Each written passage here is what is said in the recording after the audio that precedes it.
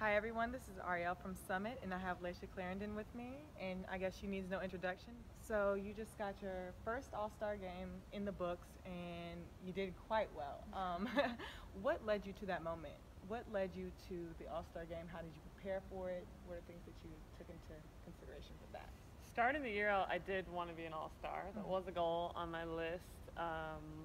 I kind of wasn't saying it publicly because I'm always just, personal goals. And if I didn't get it, I'd be like, it's all right. I knew I would get it eventually in my career. I didn't know if it'd be this year or not. So when it was announced, I was super excited, really proud of myself. Preparing for the All-Star game, it was weird because I know everyone says, like, you kind of don't play 100%, but people kind of do play. So our team was super young, and we had to learn, like, the politics of how to play the game. And, like, I noticed in the second half, I kept telling people, like, Candace Parker and people in the West were like, they weren't really playing, but they knew how to finagle it and make it look like they weren't trying that hard, but they started kind of stealing some rebounds and stuff. So when I went out there, I just tried to play with, obviously not 110% like I normally do, but I tried to bring my own just like joy to the game and kind of speed and fun to really kind of give the fans a good show. So word on the street is you set the tempo for how to finish exactly. the game. Tell me, what was the moment that you were like, okay, now it's time to like go in?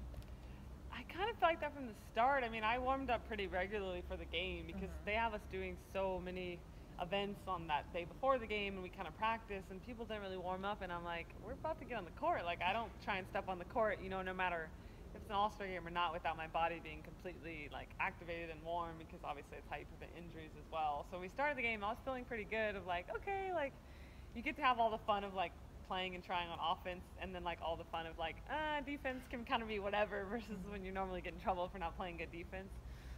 One point in the game, Sue was like, let's pick up the tempo. Like, she said that during the game when she kind of started to push it.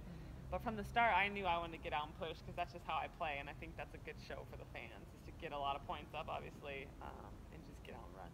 Yeah, you got a record-setting, or almost record until Sue, of course. But it is a record for the first time. Tell me how you're able to be such a floor general, because I talked to Coop last night, and that's the main thing he said about you. You're our floor general. How do you accept that role, and how do you take on all that pressure, especially your first year in an All-Star game? Yeah, I see the psychologist. I've always been kind of stoic and poised. It's something my dad's taught me from a really young age, is to never be the one to kind of punch back second, because that's who's going to get caught. And that's kind of just my personality and demeanor on the court, is to kind of have that stone cold face. And I've had a lot of fun and joy in playing this year. The pressure's definitely amped up a lot versus, when I was at Indiana, I was a backup point guard. Even last year, we kind of had Angel, so it was still like her team in terms of like who's going to take the shot at the end or who takes the responsibility for losing. And this year, it's like, it's your fault, Lay. And I'm like, wow, okay. So I've been prepared for this moment, though. Every year I get better. I work a ton on the mental side of basketball off the court. And like the mental training that people don't talk about enough. And so how to stay positive, how to not get too down on yourself. I kind of had a rough patch there where I think I scored like 4 points one game, 6 points, 7 points the next game. And so in the years past, that might have broken me in a season, whereas this year I was so resilient in how I've been able to combat that and just continue to build my mental toughness. I know that you have been a voice to a lot of causes outside of basketball. Let's just talk about one that's near and dear to you. Which cause are you passionate about, that you feel the need to speak about? Because I know a lot of times basketball players don't have the bravery, especially so young, to discuss matters that you have discussed. So just talk to us about one of them that are like very prominent to your life. It's definitely the LGBT community. I don't have a specific subset necessarily within that, although LGBT homelessness is something that's been on my heart a lot, and it's something I kind of worked on with one of my friends in Indiana. But all things the LGBT community, because it's obviously a marginalized group, and obviously we finally got marriage equality. But within that, I do speak a lot about the trans community, because that is still a community that's being pushed to the side even within the LGBT community. And it's something that I have a lot of empathy for, is being like a gender non-conforming person. I'm always misidentified every time I go into bathrooms. Like I scare old women. They're like, oh my God. I'm like, I'm a girl. Like, I'm looking at them like, I've had all the kind of reactions. I've had little boys tell me like, don't be in the bathroom. I'm like, you're in the boys' bathroom. Like, get out of here. You're 9. And so the trans community is really important to me, so that probably would be the biggest issue that's been on my heart lately. And all the kind of RFRA stuff that happened when I was in Indiana, which is the Religious Freedom Act, where just trying to deny people their rights. And the bathroom issue has been a really big public issue for the trans community right now. We're seeing it pop up in Texas again. And we're also seeing it a ton in sports, where they're trying to not let little kids play depending on their gender or their sex. And so we're seeing a really important time right now where the trans community is coming out a lot younger. We're seeing kids, 6, 7, we're seeing kids in middle school who are trans.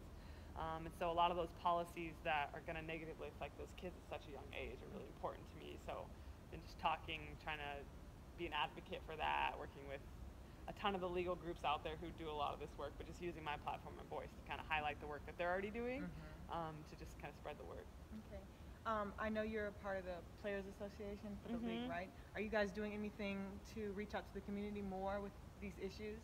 We've talked a ton about our PA, our Players Association, being kind of the new wave social advocates, because you saw last year with the Black Lives Matter movement, you saw how outspoken people were in the league, and the union did such a great job with that. And so we've talked a ton about people telling us what their passions are, so then we can highlight those and support each other. But as a general association, knowing that like we're the next wave generation, like we're the out loud, proud, like we're gonna speak out and fight and be the social advocates. That was one of the reasons that for the 3-point contest, the WNBA and the WNBPA partnered to give $10,000 to philanthropic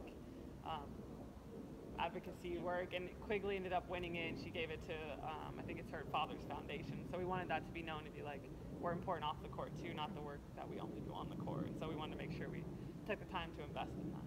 What would you tell the little girl that's coming up that wants to play basketball, that's probably getting swayed to playing volleyball because of certain controversies? What would you tell her,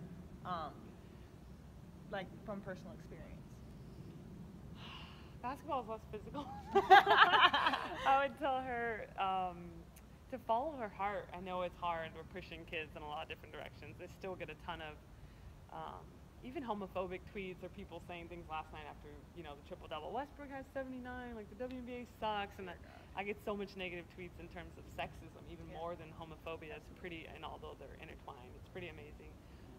So I would tell her to follow her heart and realize that I think a lot of people, their outside perception is that when you play basketball, it's such a masculine sport and everybody's gay, and there's so much controversy within all those statements, is that like you can be beautiful and play basketball, you can have fun, like you can even wear a ribbon if you wanted to. Not everybody, I know they wear ribbons. I'd be the one wearing the ribbon. Right, in softball and volleyball, everybody does the ribbon thing, and our sport's kind of seen as like the masculine, gay league.